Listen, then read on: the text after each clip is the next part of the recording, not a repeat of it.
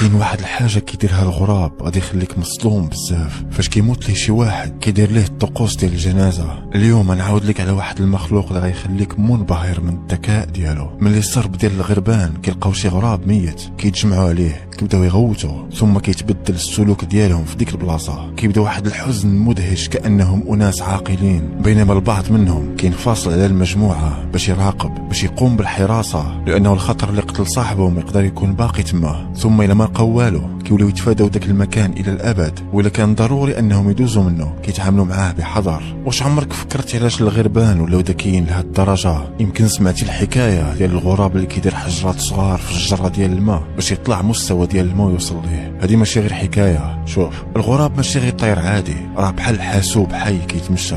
دماغ الغراب قد الحبه ديال الجوز، ولكن اللي فيه هو كثافه كبيره بزاف ديال الخلايا العصبيه، خصوصا في الاجزاء اللي كتخدم في التفكير. يعني ماشي اكثر من الانسان بالعدد، ولكن بالنسبه للحجم ديال دماغه راه عنده قوه كبيره. في دماغه كاين واحد الجزء كيتسمى نيدوباليوم كودولاتيرال، كيخدم تقريبا بحال القشره الدماغيه في دماغ الانسان. يعني كيخليه يتخذ القرار، يخطط، يحل المشاكل ويدير توقع للمستقبل. الغربان كيديروا ادوات كيلويو السلك وكيصايبوا منه خطاف، كيهرسوا الكوكب بالحجر، كيزيدوا المستوى ديال الماء بالحجر. هادشي ماشي غريزه، هادشي تفكير. العلماء شافوا الغربان قبل ما يحلوا المشكله كيتصوروا الحل في دماغهم، كيديروا تخطيط للمشكل. ولا شي نهار قلقتي غراب راه كيحفظك، ممكن يحقد عليك وما ينساكش. في التجارب العلميه لقاو بان الغربان كيحفظوا الوجوه ديال البشر ماشي لشهور بل لسنين وسنين. واخطر حاجه انه الا حقرتي شي غراب فانه كينقل هذه المعلومه حتى للغربان الاخرين. والمدهش واللي نادر بزاف هو ملي كيكون عند الغراب التهاب ما كيمشيش يطلب المساعده،